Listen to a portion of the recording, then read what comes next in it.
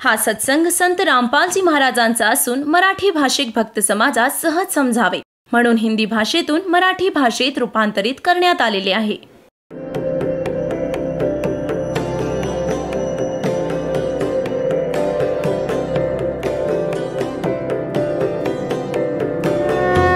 और ज्ञान सब ज्ञान डी कबीर ज्ञान सो ज्ञान और जैसे घोड़ा तोब कायम करता चले मैदान. जगद्गुरु तत्वदर्शी संत रामपालजी महाराजांचे अमृत वचन सर्व पवित्र धर्मांच्या व पवित्र शास्त्रांच्या आधारावर.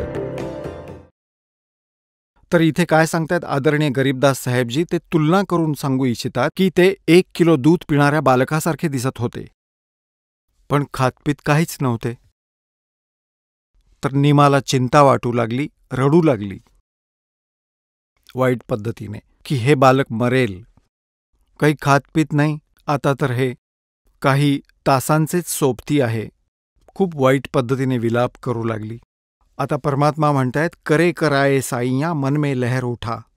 रडत होती ती भगवान शिवजींचं स्मरण करून करून की हे भगवान शिवजी, हे दाता. एकतर हे बालक द्यायचंच नव्हतं, रडून भेकून ती वेळ घालवत होती. आणि हे परमात्मा, हे बालक दिलं होतं, आता परत घेत आहात. आता ही तुमची दासी जगू शकणार नाही ह्याच्याशिवाय. हा तर अंतिम निर्णय. मालिक अंतर्यामी होते, ते तर समजले की म्हातारी मरेल. इतकी मरण्याची भाषा तर करत होती, पण तिला मरायचं नव्हतं. पण ती खूप घाबरलेली होती आणि ती संतुष्ट होऊ शकत नव्हती. तर परमात्म्याने शिवजींचा रिमोट दाबला, परमेश्वर शिवजींचा. शिव उतरे शिवपुरी से वो अवगत बदन विनोदे, मैं के कमल खुशी भये जब लिया ईस को गोदे. आता कबीर साहेबांनी प्रेरणा केली भगवान शिवजींना की तुमची कोणी आत्मा तुमचं स्मरण करतीये, खूप विलाप करतीये. तर तिथं एक साधूच्या रूपात, महात्म्याच्या रूपात शिवजी येऊन उभे राहिले आणि म्हणाले, माई तू का रडत आहेस? आणि ती रडत होती. एक वेळ सहज नजर देऊन ती पुन्हा रडत होती. बाबाजी, काय हो हे बाळ, काही खात पीत नाही. भगवान शंकरांनी विचारलं की माई का रडतीयस, काय झालं, काय आपत्ती आहे तुला? म्हणाली की महाराजजी, तुमच्या हातात नाहीये माझ्या दुःखाचं निवारण करणं. असं म्हणून ती पुन्हा रडू लागली खूप वाईट रीतीने. भगवान शंकर म्हणाले की हे माई, असं म्हणतात की आपलं दुःख कोणासमोर सांगितलं तर हलकं होतं. याच दृष्टिकोनातून सांग की तू का रडत आहेस? तर ती म्हणाली की आधी आमचं काही मूलबाळ नव्हतं आणि एके दिवशी मी सच्च्या दिलाने शंकर देवांची आराधना केली. त्यांनी मला हा लाल दिला, कमलपुष्पावर सापडला मला तो. आम्ही स्नान करायला गेलो होतो तलावावर. आणि आता महात्माजी हा काही खात पीत नाहीये, 25 दिवसांचा झालाय. आणि म्हणून रडतीये की हा पण मरेल आणि त्याच्याबरोबर मी पण मरेल. आता मी जगू शकत नाही ह्याच्याशिवाय. मी म्हणून रडते महात्माजी. तर भगवान शिव म्हणाले, तुझं बाळ तर दाखव मला. माई घेऊन आली त्याला आणि विचार केला की त्या नवजात 25 दिवसांच्या बालकाला महात्म्यांच्या चरणी ठेवावं, त्यांचा आशीर्वाद मिळेल, ह्याचं आयुष्यमान वाढेल, ह्याचा उद्धार होईल, ह्याचं कल्याण होईल. जसंही शिवजींच्या पायावर बाळाला ठेवलं, तिथून ते वर उडालं आकाशात. भगवान शिवजींच्या मस्तकापर्यंत येऊन हवेत स्थिर झाले बालक. माई विचार करू लागली, नीमा, की ही बाबाजीची करामत आहे, माझ्या बाळाला इतकं उंच उडवलं आकाशात. तर तिचा विश्वास वाढू लागला की काम होईल. आता शिवजींनी असा हात केला, कबीर परमात्मा शिवजींच्या हातावर विराजमान झाले. मग ते दोघे बातचीत करू लागले. परमात्मा म्हणाले की शिव यांना सांग, एक कुमारी गाय घेऊन या, एक कोरं भांडं आणायला सांगा कुंभाराकडून स्वच्छ, आणि त्याला धुवून, आणि तुम्ही हिच्या कमरेवर थोपटा ह्या कुमारी गायीच्या. ती दूध देईल आणि ते दूध मी पिईन. शिवजी म्हणाले की माई, तुझा पती कुठं आहे? म्हणाली, आत्ता बोलावते. तो आत होता. म्हणाली, या हो. असं महाराजजी सांगतायत की एक वासरू आणा, एक भांडं आणा कोरं कुंभाराकडून. आता गेला तो. नीरू एक वासरू आणलं. भगवान शंकरांनी त्या वासराच्या कमरेवर प्रेमाने थोपटलं, आशीर्वाद दिला आणि ते छोटंसं भांडं होतं ते गाईच्या खाली ठेवलं. वासराच्या दुधाची धार वाहू लागली. पात्र भरताच बंद झाली. ते दूध परमात्मा प्यायले आणि शिवजी निघून गेले. आता पुण्यात्म्यांनो, हे प्रमाण गरीबदास साहेबजी म्हणतायत, दूध न पीवे न अन्न बखे न पालड़े झूलनते, दास गरीब अदर ध्यान में ये कमल कला फूलनते. दूध न पीवे न अन्न बखे है नहीं पलने झूलनते, अदर अमान ध्यान में कमल कला फूलनते. शिव उतरे शिवपुरी से वो अवगत बदन विनोदे, मैं के कमल खुशी भये जब लिया ईस को गोदे. परमात्म्याला कुशीत घेतलं. आता दोन्ही भगवानांची जेव्हा नजरेला नजर मिळाली, म्हणतात, नजर नजर से मिल गई किया ईस प्रणामे. शंकर भगवानांनी त्या बालकाला प्रणाम केला. कुशीवर घेताच त्याला नमस्कार केला. और धन मो मन धन पूर्णा ये धन काशी निकामे. की धन्य आहे अशी ही नगरी जिथं असे सिद्ध पुरुष आले. आता शंकरजी पण समजू शकले नाहीत की हा कोण आहे. 7 बार चर्चा करी बोले बालक बहने, शिव को कर मस्तक धरा हाला मोमन एक धेनु. एक धेनू घेऊन ये. धेनू म्हणजे गाय.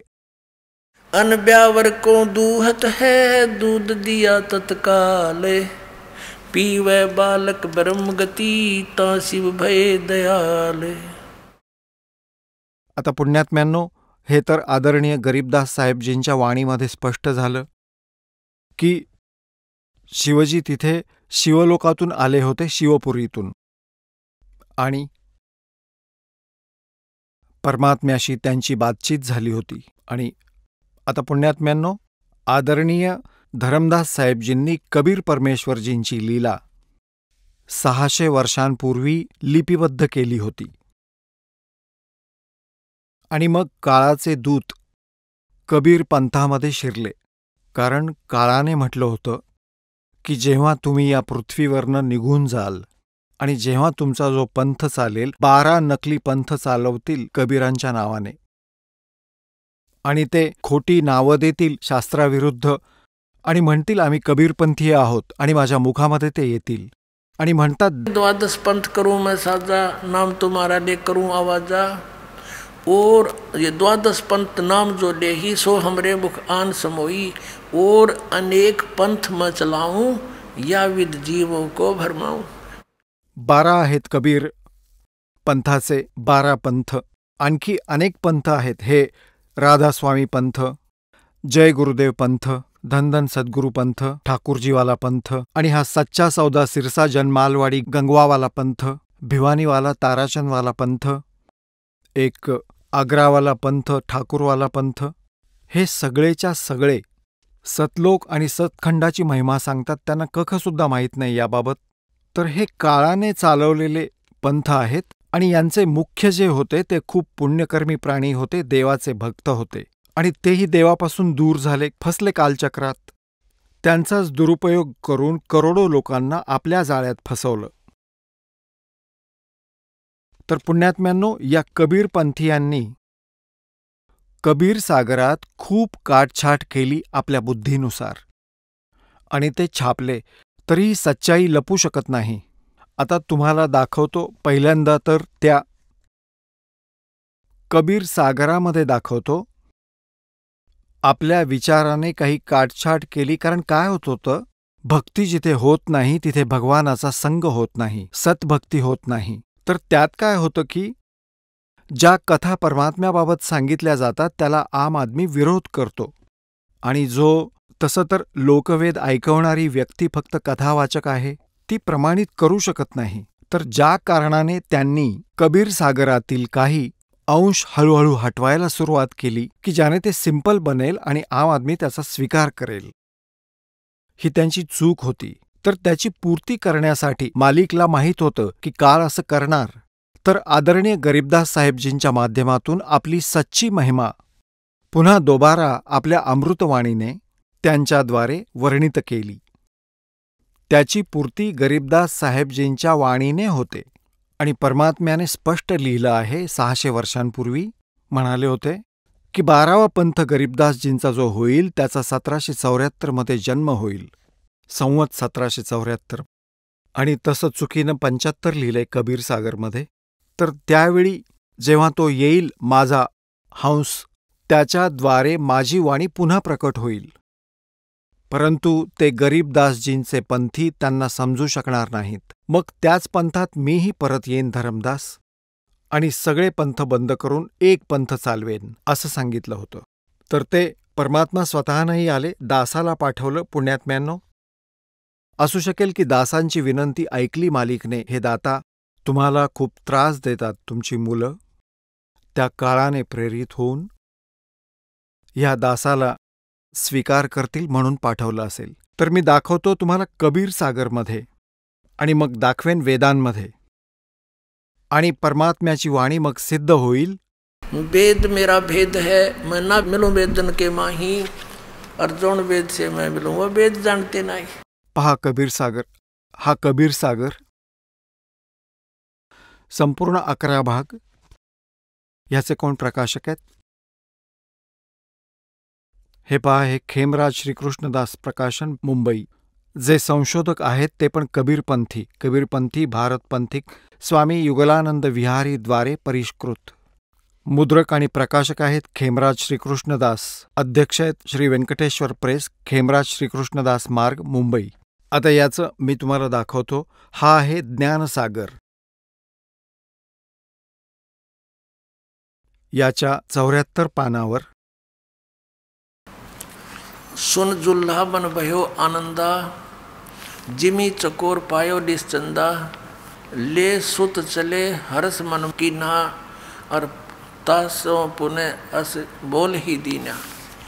सुत काशी को ले चले, म्हणजे पुत्र प्राप्त झाल्यावर निघाले. लोग देखण ते आव, अन्न पाणी बख्शे नहीं, जुल्हा शोक जनाव, तब जुल्हा मन कीन तिवाना. आता ह्या कबीरपंथीयांनी कुठे याला सेट केलं आहे की हा जो नीरू होता विणकर, रामानंदजींकडे गेला की हे महाराज, मला एक पुत्र मिळाला आहे आणि तो काही खात पीत नाही, एखादी युक्ती सांगा. तर रामानंदजींनी सांगितलं की एक कुमारी गाय आणून त्याच्या शेजारी उभी कर, आणि मग ती आपोआपच दूध द्यायला लागेल. ते दूध पिईल. हा कोणी सिद्धपुरुष आला आहे. ही तर आहे कबीरपंथीयांची आपली जोडजुगाड. पण गोष्ट तर ही खरी आहे की ते कुमारी गाईचं दूध प्यायले. पण गरीबदासजींनी स्वतः डोळ्यांनी पाहिलं ते आणि वर्णन केलं पुढे. ते म्हणाले की शिवजी आले होते शिवलोकामधून, कारण ते शिवाचे पुजारी होते. त्या जन्मात ते गौरीशंकर नावाचे ब्राह्मण होते, आणि येऊन मग त्यांनी युक्ती कबीर परमात्म्याने त्यांना सांगितली होती शिवजींना, आणि मग असं करण्यात आलं. परंतु जसं आहे, आपण फक्त हे पाहायचं आहे की घटना अशीच घडली होती, लीला अशीच होती. पुढे काय म्हणतात? तब जुल्हा मन कीन तिवाना, रामानंद सो कही उत्पाना, मैं सुत पायो बड़ा गुणवंता, कारण कौन बखे नहीं संता. हे संत रामानंदजी, माझा एक खूप छान मुलगा आहे, पण तो काही खात पीत नाही. काय कारण असेल?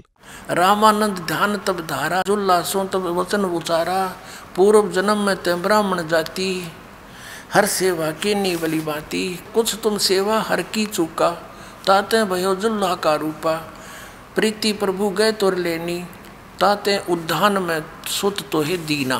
ठीक आहे. आता हे नीरू आहे, नुरी नाही, हे चुकीने लिहिले. नीरू, नीरू वचन. तो नीरू म्हणाला, हे प्रभु जस की ना तस पायो, आरत हो तव दर्शन आयो, सो कहिए उपाय गुसाई, बालक अक्षुदावंत कुछ खाई. याला जतन करा दाता, जे काही झालं ते झालं. अशी एखादी युक्ती सांगा जेणेकरून माझा मुलगा काही अन्न खाईल.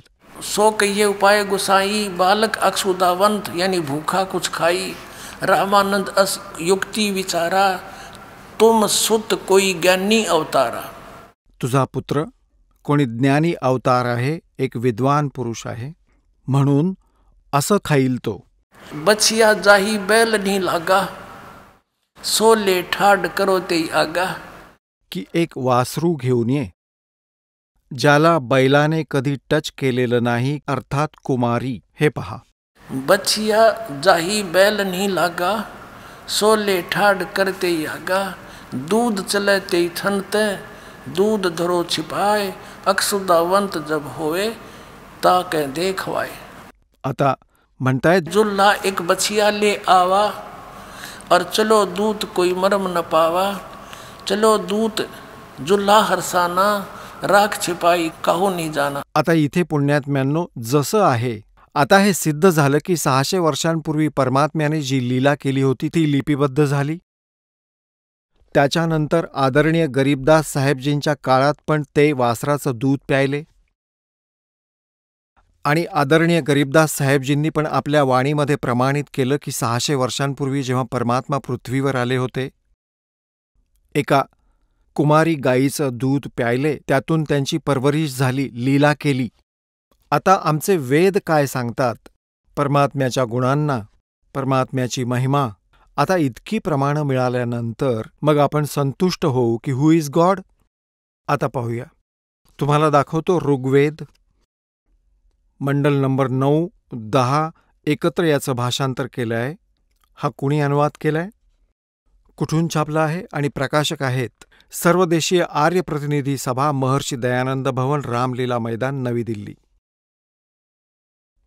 आणि खाली हे मुद्रक आहेत prince offset printers, 1510 Pataudi house, Daryaganj, नवी दिल्ली.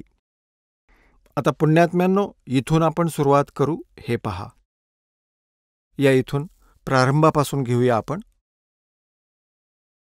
ऋग्वेद मंडल नंबर 9 सूक्त नंबर 1च्या मंत्र क्रमांक 1 मध्ये हे पहा, हे परमात्मन म्हणजे परमात्म्याची महिमा चाललेली आहे. मग ऋग्वेद मंडल नंबर 9 सूक्त नंबर 1च्या मंत्र नंबर 2 मध्ये हे परमात्मन आप आहे ना परमात्म्याच्या विषयी. 3 नंबरच्या मंत्रामध्ये हे परमात्मन, 4 नंबर मंत्रमध्ये हे परमात्मन, 5 नंबर मंत्रमध्ये हे परमात्मन, 6 नंबरमध्ये ऋग्वेद मंडल नंबर 9 सूक्त 1 मंत्र 6 मध्ये हे परमात्मन म्हणजे परमात्म्याचा महिमा वेदात वर्णन केलेला आहे. आता या आर्य समाजाच्या दयानंदच्या चेल्यांना लक्षात आली दयानंदांची चलाखी, की महर्षी दयानंद तर निराकार म्हणतायत भगवानाला, आणि साकार म्हटले इथे तर त्यांचा पवित्रा बदलला. तिथे भगवान लिहिणं बंद केलं, पुरुष लिहायला सुरुवात केली. आता पुरुष म्हणजे स्वतः दयानंद म्हणतायत की पूर्ण परमात्माच आहे. तर ही संकल्पना आता स्पष्ट करूया. आता परमात्मा म्हणतायत, नो मन सूत उलझिया, ऋषि रहे झक मारे, सतगुरु ऐसा सुलझा दे, उलझन दूजी बारे. ह्या नकली लोकांनी या आध्यात्मिक मार्गाच्या, या आध्यात्मिक ज्ञानाच्या 9 मन सूताचा गुंता करून टाकला. सूत एक कच्चा धागा असतो ज्याने विणकर कपडे विणतात. तर परमात्म्याला माहीत होतं की विणकरांना माहीत असतं की 1 किलो सुताचा जर गुंता झाला तर 1 हप्ता जाईल त्यांचा वाया. ते तोडू शकत नाहीत, त्याची गाठ पडते, आणि गाठ पडली तर कपडा नीट बनत नाही, त्याची जाळी बनते, तर पूर्ण दिवस हळूहळू उलगडत बसतात. परमात्मा म्हणतायत 1 किलो सूत एवढं दुःखी करतं, आणि या अज्ञानी लोकांनी तर 9 मन सुताचा गुंता करून टाकलाय या अध्यात्म मार्गाच्या. पण म्हणतायत की सतगुरु ऐसा सुलझा दे, 9 मन सूत उलझिया, ऋषी रहे झकमार, आणि सद्गुरु ऐसा सुलझा दे, उलझेना दूजी बार. आता याचा असा गुंता सोडवतील दास परमात्म्याने दिलेल्या ज्ञानाला. ह्या कलियुगात तर गुंता होणार नाही. आता भक्ती कुणी करो किंवा ना करो.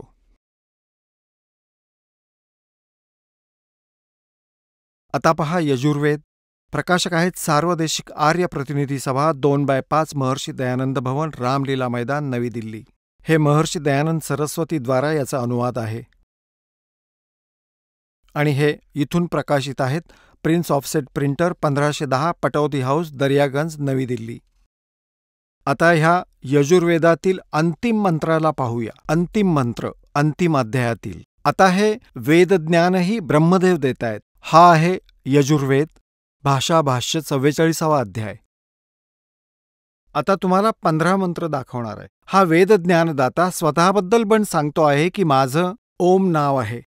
ओम क्रतोस्मर क्लिबेस्मर कृतस्मर. आणि मग इथे सांगितलं आहे 16व्या मंत्रामध्ये की त्या परमात्म्याचं अग्ने नय सुपथा राये, म्हणजे सुपथा म्हणजे सच्चा भक्तिमार्गाने परमात्म्याच्या अग्ने म्हणजे परमात्म्याच्या सच्चा भक्तीने त्या परमात्म्याची प्राप्ती होते. आणि माझा हा ओम मंत्र आहे हे तर आपल्याला सांगितलं. तर ह्या 17व्या श्लोकात दोन्हींची संकल्पना स्पष्ट केली याने, आपलीही आणि त्या पूर्ण परमात्म्याचीही. पहा, हा 44वा अध्याय आणि मंत्र नंबर हा 17. यामध्ये हा पुरुष शब्द आहे, पुरुष, आणि याचा अनुवाद केलाय महर्षी दयानंदांनी. हे मनुष्यो, जिस ज्योत स्वरूप रक्षक मुझसे, ज्योत स्वरूपी हा काळ आहे, ब्रह्म आहे, ज्याला ज्योत निरंजन म्हणतात. हा वेदज्ञान देतोय, बोलतोय. अविनाशी यथार्थ कारणाने आच्छादित मुखासारख्या अंगाचा प्रकाश केला जातो. आणि जो तो आहे प्राण आणि सूर्यमंडळामध्ये पूर्ण परमात्मा आहे. पुरुष म्हणजे पूर्ण परमात्मा. हे पहा, पुरुष म्हणजे पूर्ण परमात्मा आहे. तो आहे परोक्ष रूप आहे, म्हणजे गुप्त आहे. मी ब्रह्म आहे, अहम ब्रह्म खम ओम. मी ब्रह्म आहे, खम खम म्हणजे वरती, ब्रह्मलोकरूपी दिव्य आकाशात राहतो. माझं ओम नाव आहे. हे पहा, माझं तर ओम नाव आहे. पूर्ण परमात्मा आहे. तो सूर्यमंडळामध्ये म्हणजे वरच्या लोकमध्ये गुप्त राहतो. आणि इथे म्हणतो अहम अहम मी प्रकाश के तुल्य व्यापक ब्रह्म. ब्रह्म नाही लिहिलं, मैं ब्रह्म हूं असं लिहायला हवं होतं. असं माझं एक ओम नाव जाणा. हे सिद्ध झालं की पुरुष म्हणजे हे स्वतः म्हणतायत पूर्ण परमात्मा. आता आपण परत पाहू ऋग्वेद मंडल नंबर 9. आता आपण यजुर्वेद ठेवला आणि ऋग्वेद परत घेतला आणि हे तेच प्रकाशक त्यांनीच प्रकाशित केले. हे तिथून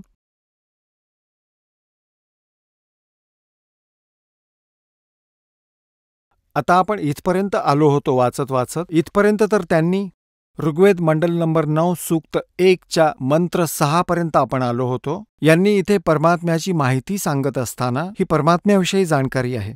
परंतु ह्या 7व्या श्लोकापासून यांनी पुरुष लिहायला सुरुवात केली.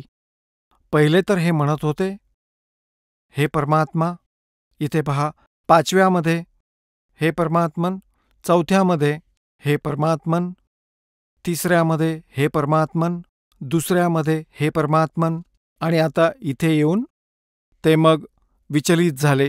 त्यांना आठवण आली 6व्यात पण हे परमात्मा आणि 7व्यात लिहिलं त्या पुरुषाला, त्या परमात्म्याला लिहिणं बंद केलं जाणून बुजून.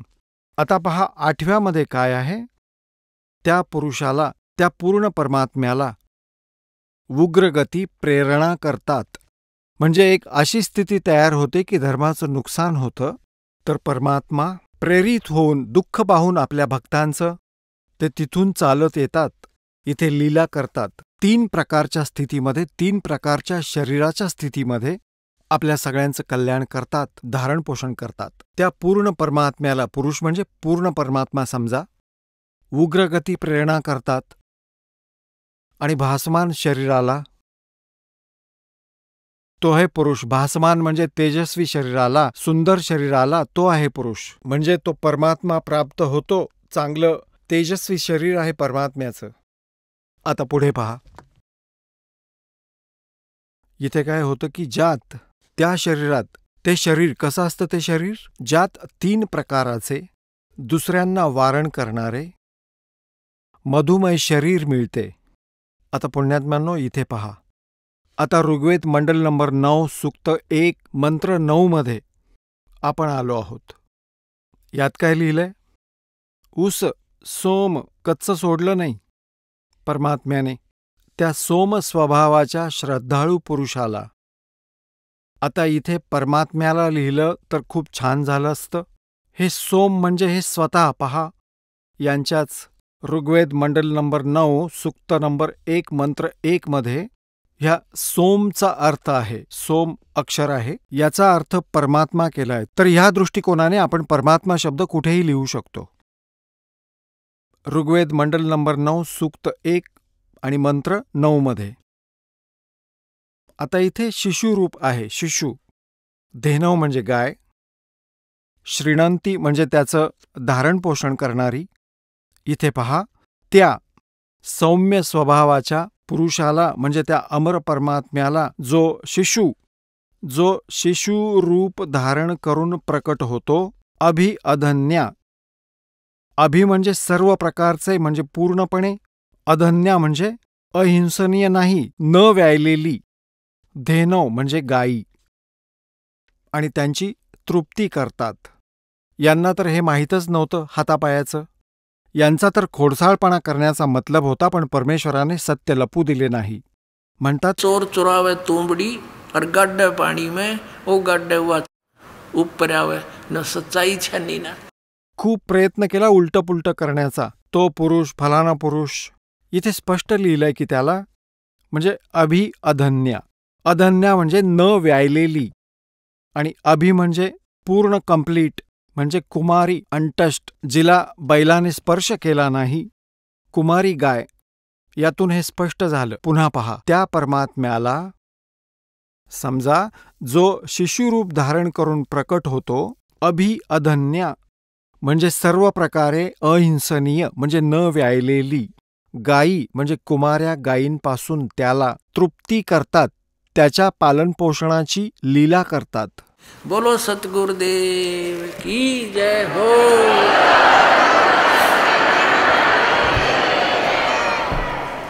आता पुण्यात्म्यांनो, एकदा पहा तुमच्यावर मालकाची किती कृपा आहे. खूप गरमी होती.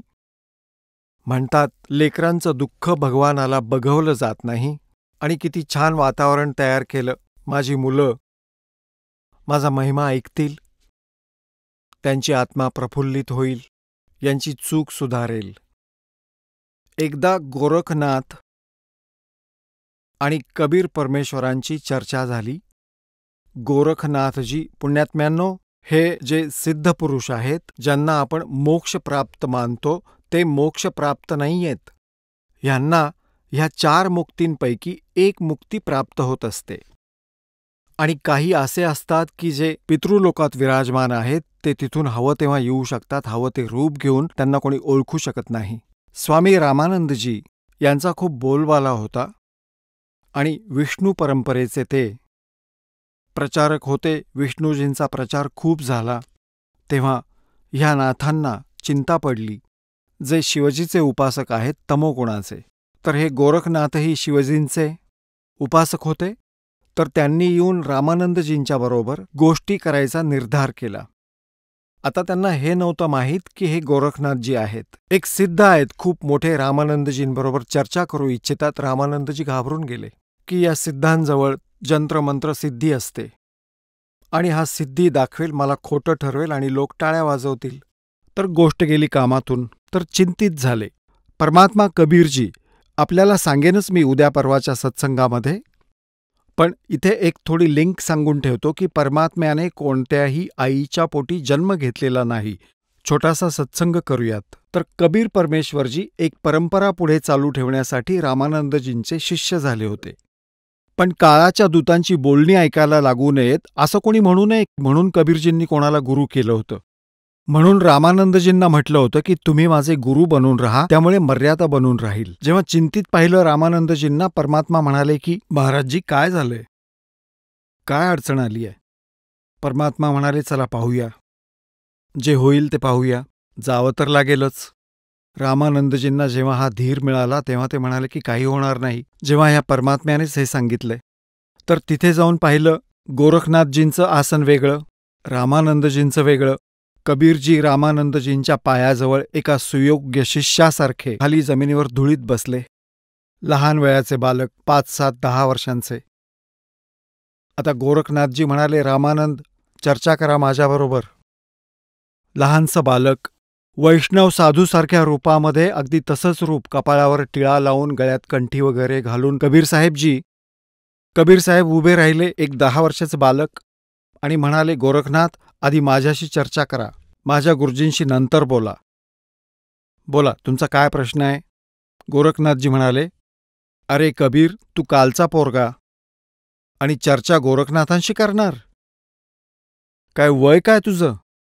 तेव्हा परमात्मा म्हणू लागले, नाथजी, तुम्हाला माझं वय ऐकायचंय? ऐका, सांगतो. परमात्मा म्हणाले कि अरबों तो तेरे ब्रह्मा मर गए, 49 करोड़ कन्हैया, और 7 करोड़ तेरे शंभू मर गए, मेरी एक नहीं पलैया. आता त्यांनी अशी मोठी गोष्ट सांगितली की म्हणाले, माझं वय काय आहे सांगू तुला? तर काय सांगतायत? आता दास संकल्पना स्पष्ट करू इच्छितो की कबीर इज गॉड. आणि पुण्यात्म्यांनो, वेदांनी प्रमाणित केलंय, कारण की आपण वेदांना ऑथेंटिक मानतो. आणि तिथं प्रत्यक्ष पाहिलेल्या त्या साक्षीदारांनी, गरीबदास साहेबजींनी प्रमाणित केलं आहे. आता काय म्हणतायत? कब के बहे बैरागी कबीर जी, कद के बहे बैरागी. आता गोरखनाथजींनी विचारलं की तुम्ही कधी बैरागी झाला? तुम्ही तर लहान बालक आहात. तर काय म्हणाले भगवान? नाथ जी, जब से बहे बैरागी, मेरी आद अंत सुध लागी. दूं कार आद का मेला, नहीं गुरु कोई ना था चेला. जब का तो हम योग उपासा, तब का फिरूं अकेला. धरती नहीं जद की टोपी दीनी, ब्रह्मा नहीं जद का टीका. शिव शंकर से योगी ना थे, जद का जोडी सक्का. आता पूर्ण वेशभूषा जे वैष्णव साधू करत असत ते सगळे साजबाज करून चालले होते. फावडी फुवडी सगळं, टिक्का टक्का, बिंदी तिलक लावून. परमात्मा म्हणतायत, ही माझी बिंदी टिक्का, हे सर्व सामान तुझं तर काहीच नव्हतं. ही पृथ्वी सृष्टी वगैरे काहीच नव्हतं. तेव्हापासून आहे मी, आणि सगळं मीच निर्माण केलंय. आता सांगायची गोष्ट अशी की गोरखनाथांनी विचार केला की हा बालक तर मोठीच गोष्ट सांगतोय. म्हणाले, कबीरजी, गोष्ट ऐका. चर्चा माझ्याशी करायची आहे, मी आलोय बोलायला तुझ्याशी. गोरखनाथांनी त्रिशूळ गाडून ठेवलेला होता आपल्या आसनासमोर. 6 फूट उंच, वरती त्याला 3 ते होतं टोकं. गोरखनाथजी आसनावरून उठले आणि त्रिशूळावर जाऊन वरती बसले सिद्धीने आणि म्हणू लागले, हे पहा, असे.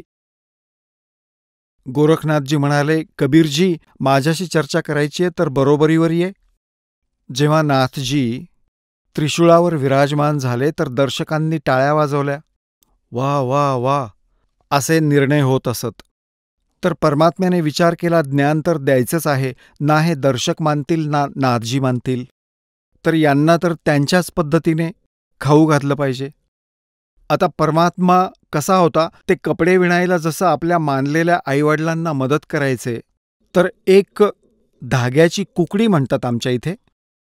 चरख्यावरती सूत काततात आणि त्यावर कच्चा धागा गुंडाळलेला असतो. ती खिशात ठेवली होती. ते तर अंतर्यामी होते गुरु, तो काय बकवास करेल, किती करेल. तर ती कुकडी काढली धाग्याची, कच्चा धागा गुंडाळलेली रीळ काढली, इतकी मोठी असते ती. त्यावर जवळजवळ 150 फूट लांबीचा धागा गुंडाळलेला असायचा. त्या कुकडीचा म्हणजे त्या रिळाचा धाग्याचा एंड पकडला आणि बाकीचा असा फिरवला.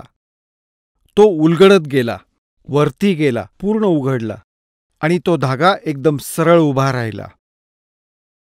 परमात्मा तिथून उठले आणि 150 फूट उंच त्या धाग्याच्या वरच्या टोकावर जाऊन विराजमान झाले कबीरजी. आता हे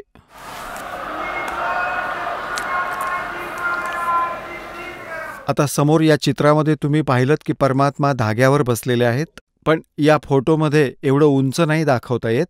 तर सांगायची गोष्ट अशी की परमात्मा म्हणाले की या नाथजी आणि बरोबरीच्या आसनावर बसून चर्चा करा.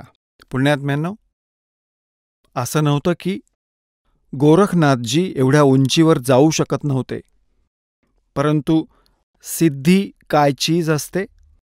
जसं हे घड्याळ आहे आणि ते सिद्ध केलेलं आहे मेकॅनिकने, वैज्ञानिकांनी, कारागिरांनी, आणि हे चालतं आहे. आणि याच्या समोर चुंबक आला तर हे पूर्ण जाम होऊन जाईल, याची सारी सिद्धी फेल होईल. तर ते तर चुंबक होते परमात्मा, आणि ही सिद्धी कृत्रिम होती यांच्याकडे. ते सर्व सिद्धियुक्त परमात्मा समर्थ, त्यांच्या समोर त्या नाथजींची सिद्धी जाम होऊन गेली. उठायला पाहिलं त्यांनी तर जमिनीवर असे धप्पदिशी आदळले. इकडे तिकडे बघितलं, सगळेजण हसू लागले, खूप टाळ्या वाजवल्या. नाथजी तर आदळले. आणि परमात्म्याने या धाग्यावर विराजमान होण्यापूर्वी सांगितलं होतं की नाथजी, आपलं आणि आमचं जे बोलणं झालं ते तर चर्चा करायच्या बाबत झालं होतं, ज्ञानाची चर्चा, हे जादूगिरी दाखवण्यासाठी नाही. नाथजी तर दुगणे फुगले. त्यांना वाटले यांच्याकडे बोलण्यासारखं काही नाहीये, की चर्चा करायची असेल तर आमच्या बरोबर बसून करा, नाहीतर चर्चा करू नका. तर परमात्म्याने त्यांची ही अशी फडक काढली होती. मग नाथजी म्हणू लागले की महाराजजी खाली या. आता समजून चुकले की जे प्रबळ पैलवान असतात ना, ते बकवास नाही करत, ते समजून जातात की हा आपल्यापेक्षा प्रबळ आहे.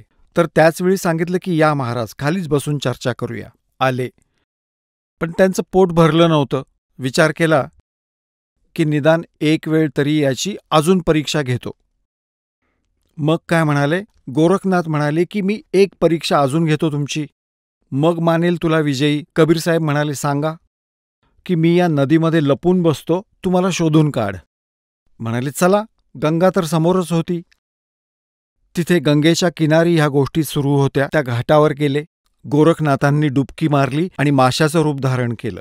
परमात्म्याने त्या माशाला पकडून गोरखनाथाचं रूप दिलं आणि किनाऱ्यावर बसवलं. म्हणाले, नाथजी, हे पहा.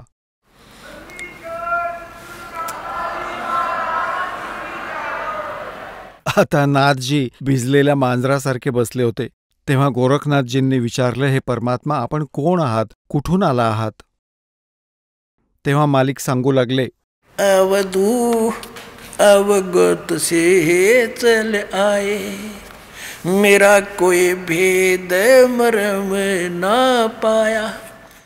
अविगतातून, ज्या स्थानाशी कोणीच परिचित नाही, सतलोकातून चालत आलोय, परोक्ष स्थानातून, त्या धूलोकातून चालत आलोय मी. अवधू अवगत से हे चल आया, मेरा कोई भेद मरम ना पाया.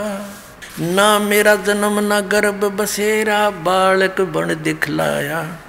काशी नगर जल कमल पडेरा, तहां जुलाहे न पाया. आपली सच्चाई सांगत आहेत की ना माझा जन्म झाला, ना माझे कोणी माता पिता. ना मेरा जन्म ना गर्भ बसेरा, एक बालक बन दिखलाया. काशी नगर जल कमल पडेरा, तहां जुलाहे न पाया. मात पिता मेरे कुछ नाही, ना मेरे घर दासी. जुल्हे का सुत आण कहाया, यु जगत करे मेरी हासी. परमात्मा सांगतायत, ना माझे कोणी माता पिता, ना माझी कोणी पत्नी, दासी आणि जुलाहेचा मुलगा, बेटा, असं म्हणून हे जग माझ्यावर हसतंय. काही जुने संस्कार, जुने वचन होते आमचे. ना मेरा जन्म ना गर्भ बसेरा, बालक बन दिखलाया. काशी नगर जल कमल पडेरा, तहां जुलाहे न पाया. मात पिता मेरे कुछ नाही, ना मेरे घर दासी. जुल्हे का सुत आण कहाया, यो जगत करे मेरी हासी. 5 तत्व का धड़ नहीं मेरा, म जानू ज्ञान अपारा. जो सत्य स्वरूपी नाम साहेब का, ओहे नाम हमारा. 5 तत्व का धड़ नहीं मेरे, म जानू ज्ञान अपारा. सत्य स्वरूपी नाम साहेब का, ओहे नाम हमारा. अदर दीप गगन गुफा में ता निज वस्तु सारा. तेरा ज्योत स्वरूपी अलख निरंजन, यो भी धरता ध्यान हमारा. हाड चाम लहू ना मेरे, कोई जाने सतनाम उपासी। तारण तरण अभय पद दाता मैं हूँ, कबीर अविनाशी। पुण्यात्म्यांनो, परमात्म्याने काय सांगितलं की ना माझे माता पिता, ना माझं घर, ना दासी, आणि विणकराचा पुत्र म्हणून जग माझ्यावर हसतंय. मग काय सांगितलं की हे 5 तत्वांचं धड नाहीये माझं, मी अपार ज्ञान जाणतो, आणि सत्स्वरूपी नाव साहेबांचं तेच माझं नाव. पुढं सांगतायत, आकाशाच्या गुहेमध्ये आधारदीप लागलाय सतलोकामध्ये, आणि तुझं हे ज्योतस्वरूपी अलख निरंजन ते सुद्धा माझंच ध्यान धरतात, माझी पूजा करतात, ध्यान धरतात. जसं पुण्यात्म्यांनो, जसं गीतेचं ज्ञान या ज्योतनिरंजनने दिलं ब्रह्मने श्रीकृष्णामध्ये प्रवेश करून, आणि तो म्हणतोय 15व्या अध्यायाच्या 4थ्या श्लोकामध्ये की तत्वदर्शी संताच्या प्राप्तीनंतर परमेश्वराच्या त्या परमपदाचा शोध घेण्यासाठी गेलं पाहिजे की जिथं गेल्यावर साधक परत कधीही संसारात येत नाही, आणि मी त्यालाच शरण आहे, त्याचीच पूजा केली पाहिजे, अशी धारणा आहे. गीतेच्या अध्याय नंबर 18च्या 62व्या श्लोकात सांगितले की हे अर्जुन, तू पूर्ण भावाने त्या देवाला शरण जा, त्याच्या कृपेनेच तू परमशांतीला, सनातन परमधामाला प्राप्त होशील. मग 15व्या अध्यायाच्या 63व्या श्लोकात सांगितलंय की गीतेमध्ये मला जे ज्ञान द्यायचं होतं ते सगळं मी दिलंय. माझ्या शरण यायचं असेल तर युद्ध करावंच लागेल, त्याला शरण जायचं असेल, परमशांती मिळवायची असेल तर तत्वदर्शी संताचा शोध घे, ते तुला जसं सांगतील तसं कर. मग 18व्या अध्यायाच्या 63व्या श्लोकात त्यांनी सांगितलं की गीतेतील गुप्तातील गुप्त ज्ञान मी तुला सांगितलंय, आता तुला जसं समजले तसं तू कर. 18व्या अध्यायाच्या 64व्या श्लोकात सांगितलंय की हे अर्जुन, गीतेचं अजून एक अतिशय गुप्त ज्ञान मी तुला सांगतोय, ते हेच आहे जे परमात्म्याने 18व्या अध्यायाच्या 62व्या श्लोकात सांगितलंय. तो माझाही पूज्य देव आहे, मी त्याची साधना करतो, आणि त्याची भक्ती करूनच ही आपली 21 ब्रह्मांड चालवतोय तो परमात्मा. याच्या तपाच्या बदल्यात हा तिथे बसूनही तपश्चर्या करत राहतो, जसं शिवरूपात बसलेला पाहिला. शिवजींचा पिता आहे ह्या रूपामध्येही असतो कितीतरी वेळा. तर काय सांगतायत की तुझं ज्योतस्वरूपी अलख निरंजन, ज्याला तू सुप्रीम पॉवर मानतो आहेस, ब्रह्म, मी त्याचा इष्ट देव आहे, तो माझी पूजा करतो. तर पुण्यात्म्यांनो, आता ह्या प्रमाणांवरून स्पष्ट झालं की कबीर इज गॉड. अनंत कोट ब्रह्मांड का एक रति नहीं भारे, सतगुरु पुरुष कबीरे हैं ये कुल के सिरजनहारे. बोलो सतगुरुदेव.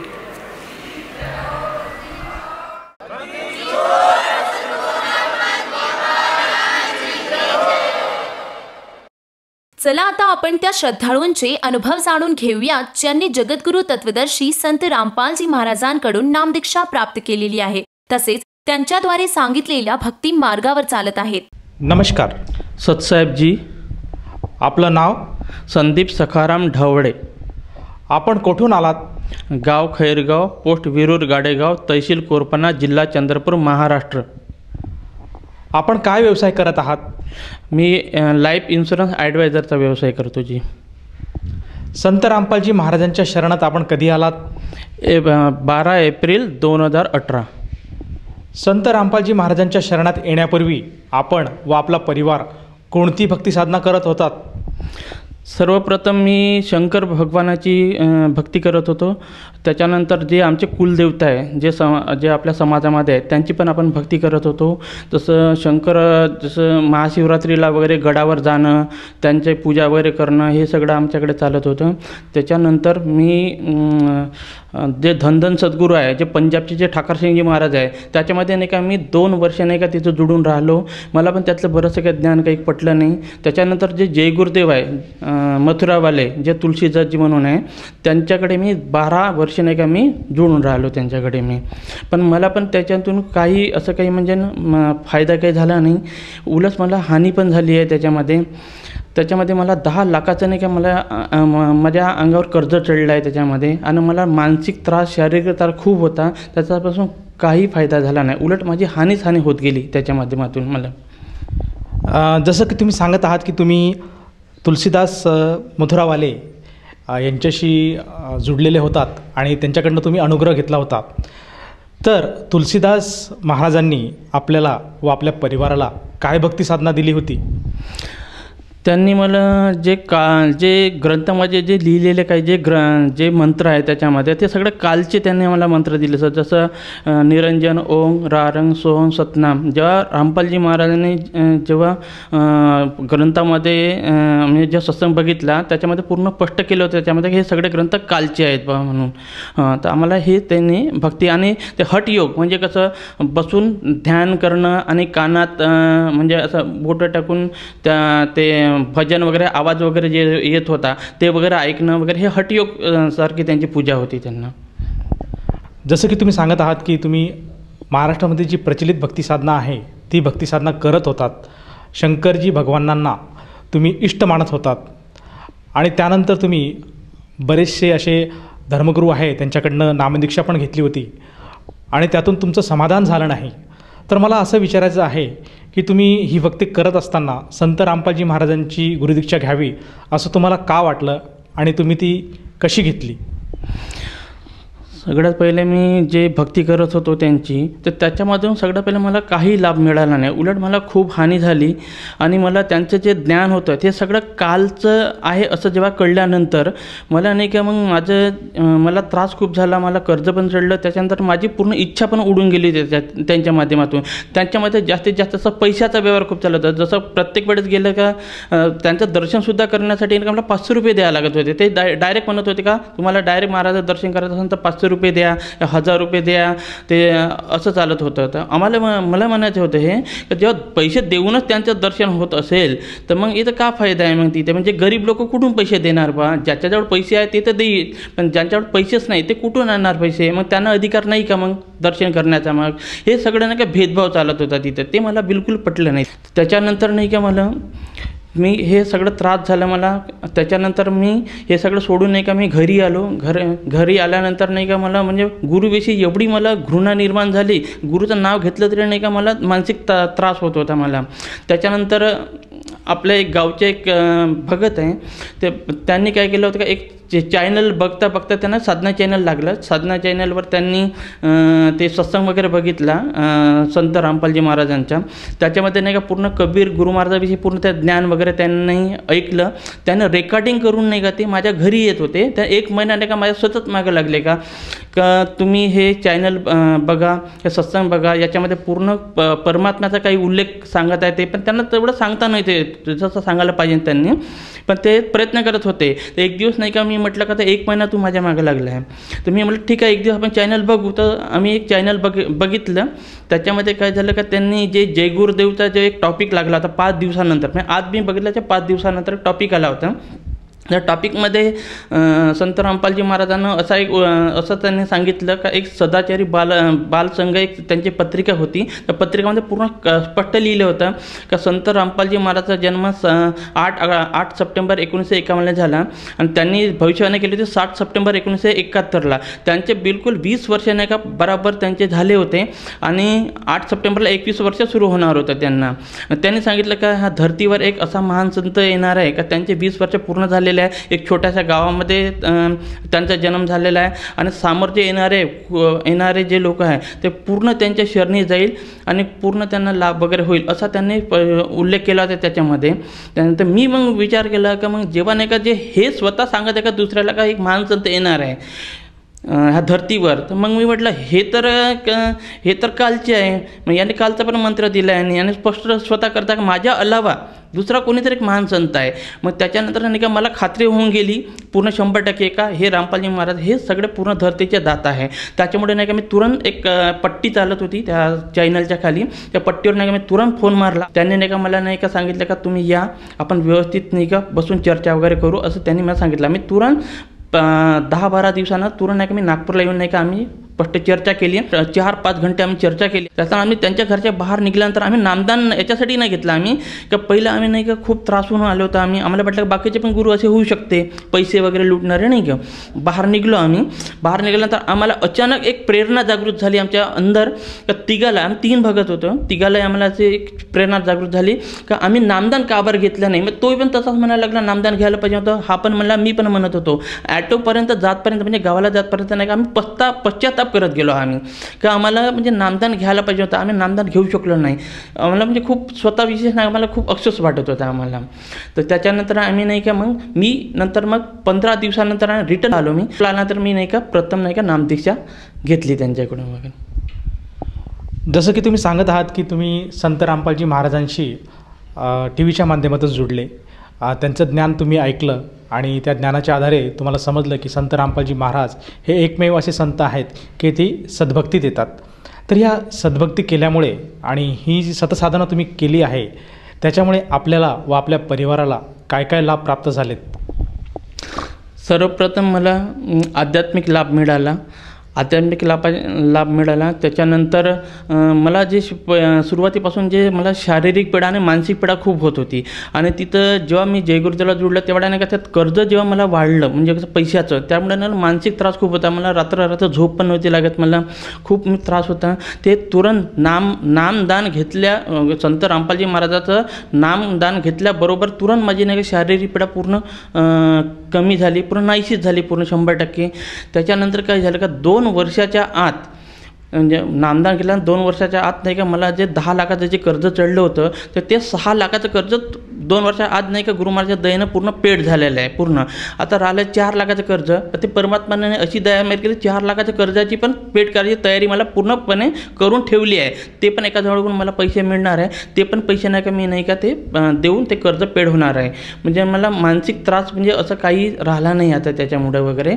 त्याच्यानंतर आहे ना रामपालजी महाराजांना म्हणजे ना असं काही दया केली आहे का जे माझं जे शेत होतं ते एकदम 3rd क्वालिटीचं होतं. म्हणजे एकदम जमीन म्हणजे खूप काही पिकाऊ नव्हती आणि खूप काही किंमत पण येणार नव्हती त्याच्यामध्ये.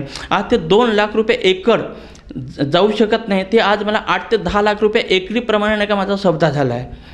आणि ते पण गुरु महाराजांच्या दयेनं ते पूर्ण झालं आहे. आज मला 40 ते 45 लाख रुपये नाही का त्या याच्यामधून मिळालेले आहे.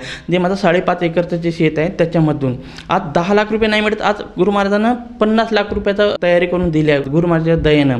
आज चंद्रपूर जो जिल्हा आहे म्हणजे चंद्रपूरसारख्या ठिकाणी आज 20 ते 25 लाखाचा सुद्धा नाही एक बंगलासुद्धा बनवण्याची माझी तयारी चालू आहे. हे सगळं संत रामपालजी महाराजांच्या दयेनं सगळं हे होऊन राहिलं आहे. सगळं पूर्ण गुरु महाराजांना 2 वर्षाच्या आत हे सगळं नाही का कर्ज पेड करून पूर्ण मला नाही का आज म्हणजे माझी एक गाडीसुद्धा घ्यायची माझी ऐपत नव्हती. आज मला 25 लाखाचा बंगलासुद्धा गुरु महाराजांना आज तयारी करून दिली आहे. हे माझ्यासाठी खूप काही लाभ आहे. सर, जसं तुम्ही सांगत आहात की संत रामपालजी महाराजांच्या दयेने आपल्याला आर्थिक लाभ झाला, परंतु मला असं विचारायचं आहे की हा जो आर्थिक लाभ आपल्याला झाला हा केवळ संत रामपालजी महाराजांच्या दयेनेच झाला असं आपण का सांगू शकता? कारण मी जे बाकी पंथामध्ये जे जुळलो होतो 14 वर्ष माझे गेले. 2 वर्ष माझे धनधन सद्गुरू जे ठाकरसिंग महाराज त्यांच्याकडे गेले आणि 12 वर्ष माझं जय गुरुदेवला जुळलो.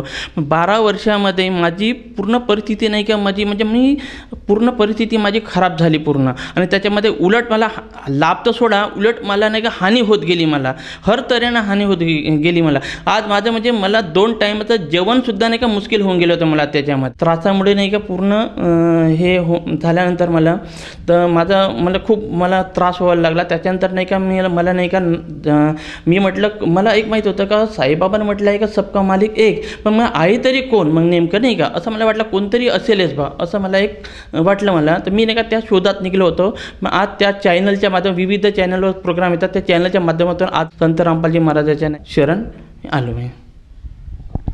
सर, संत रामपालजी महाराज अशी काय सद्भक्ती सांगतात की जी सतसाधना केल्यामुळे आपल्याला बरेचसे लाभ प्राप्त होतात, जसे की शारीरिक पीडा असेल ती पण दूर होते, आर्थिक धनलाभसुद्धा होतो.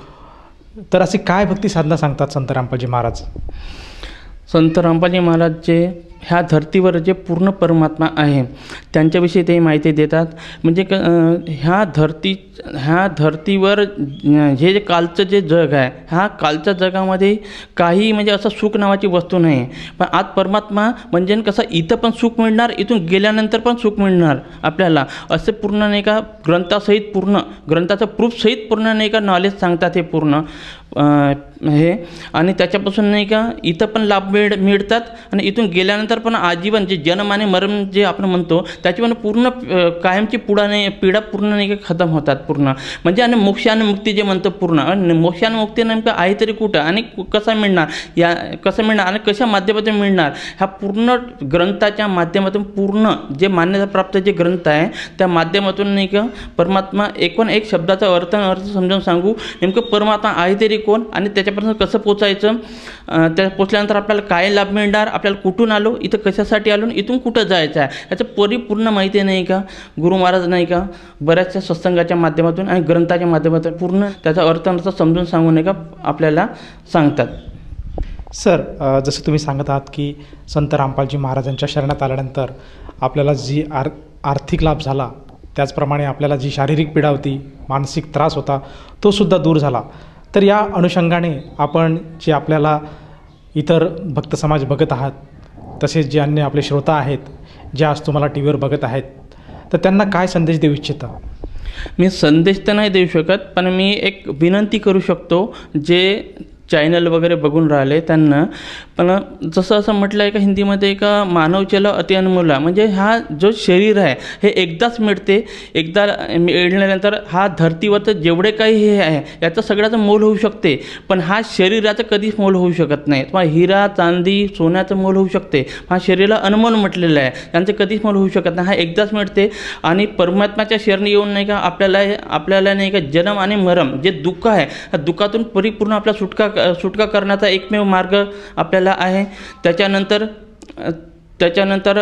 इथून गेल्यानंतर आपल्याला पूर्ण सुख इथे सुख मिळेल आणि इथून गेल्यानंतर सुख मिळेल. मग सर्वप्रथम तुम्हाला नाही का ज्ञान समजून घ्यावं लागेल आणि ज्ञान समजल्यानंतर तुम्हाला नाही का इथून नामदीक्षा घ्यावं लागेल. नामदीक्षा घेतल्यानंतर तुम्ही प्रयत्न करून पहा तुम्ही लाभ होते का नाही हे तुम्ही करून पहा. आज आम्हाला लाभ झालेला आहे, जे आज आम्हाला त्रास होता, जे आमच्यावर आज कर्ज चढलेलं आहे, हे पूर्ण नुसतं नामदान घेतल्यानं हे पूर्ण त्रास आमचा पूर्ण बरा झालेला आहे. तर तुमचं पण तसंच होईल. जे बिमाऱ्या आहे, जे मोठ्या मोठ्या कॅन्सरसारख्या बिमाऱ्या आहे, जे खूप आपल्या समाजामध्ये जे काही हे आहे हे पूर्ण नाही का नष्ट होईल, काही त्रास होणार नाही आपल्याला, खूप सारा लाभ मिळेल आपल्याला, इथे मिळेल, इथून गेल्यानंतर पण मिळेल.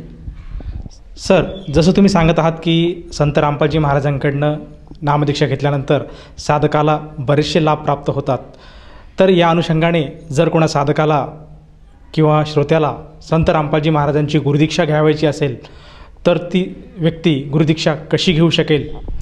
विविध चॅनलवर सत्संग येतात, त्या सत्संगाच्या माध्यमातून नाही का खाली एक पट्टी येतात, त्या पट्टीवर काही नंबर वगैरे दिलेले आहे, त्या नंबरला फोन करून पण तुम्ही ते फ्री पुस्तक ज्ञानगंगा मागू शकता. व्हॉट्सअप नंबर वगैरे दिले आहे, ते व्हॉट्सअप नंबर आपल्याला टाईप करून आपल्याला त्याच्यामध्ये नाव, ॲड्रेस, मोबाईल नंबर पाठवल्यानंतर आपल्याला घरपोच पुस्तक मिळेल. त्या पुस्तकात पण बरंचसं नाही का पूर्ण परमात्म्याविषयी ज्ञान दिलेलं आहे, त्या पण माध्यमातून तुम्ही जोडू शकता.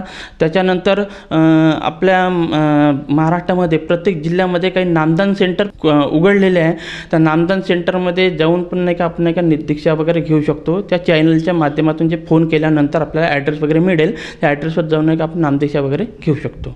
सर, ही जी नामदीक्षाची जी विधी आहे किंवा जी साधना आहे त्या साधनेसाठी किती खर्च येतो? आम्ही जे रामपालजी महाराजाची जे दीक्षा वगैरे घेतली त्याच्यामध्ये कोणी पैसा वगैरे असं कोणीही घेत नाही आणि कोणी पैशाचा उल्लेख पण करत नाही, सगळं आपल्याला फ्री मिळते. आपल्याला काही नाही, आपण त्यांच्या आश्रमामध्ये आम्ही वगैरे जातो तर तिथं एकही पण पैसा वगैरे घेत नव्हता. आम्हाला जेवण, पाणी, झोपाची गादी वगैरे सगळं मिळत होतं आम्हाला पूर्ण. आत्तापर्यंत त्यांनी एक रुपयाचा कोणी एक रजिस्टरसुद्धा घेऊन आमच्या समोरसुद्धा आलं नाही का याला पैसे द्यायला, सेवा द्या, हे ते. आज कितीतरी खर्च लागते आज एवढं मोठं आश्रम चालवण्यासाठी, पण तिथे एकही रुपयाचा आजपर्यंत उल्लेख केलेला नाही.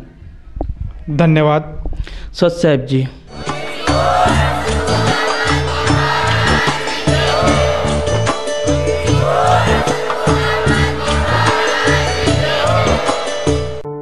आपण ऐकत होता जगद्गुरु तत्वदर्शी संत रामपालजी महाराजांचे मंगल प्रवचन. निशुल्क नामदीक्षा प्राप्त करण्यासाठी आणि अधिक माहितीसाठी संपर्क करा 7030303951 7030303952. आमची वेबसाईट आहे www.jagatgururampalji.org. सर्व पवित्र धर्मांच्या पवित्र शास्त्रांवर आधारित प्रमाणित अनमोल पुस्तक ज्ञानगंगा किंवा जगण्याचा मार्ग यापैकी कोणतेही एक पुस्तक निशुल्क मागविण्यासाठी आम्हाला आपले पूर्ण नाव, पूर्ण पत्ता, पिनकोड सहित आणि फोन नंबर लिहून 7030303951 7030303952 या नंबरावर SMS करू शकता किंवा आम्हाला 7030303950 या नंबरावर WhatsApp देखील करू शकता.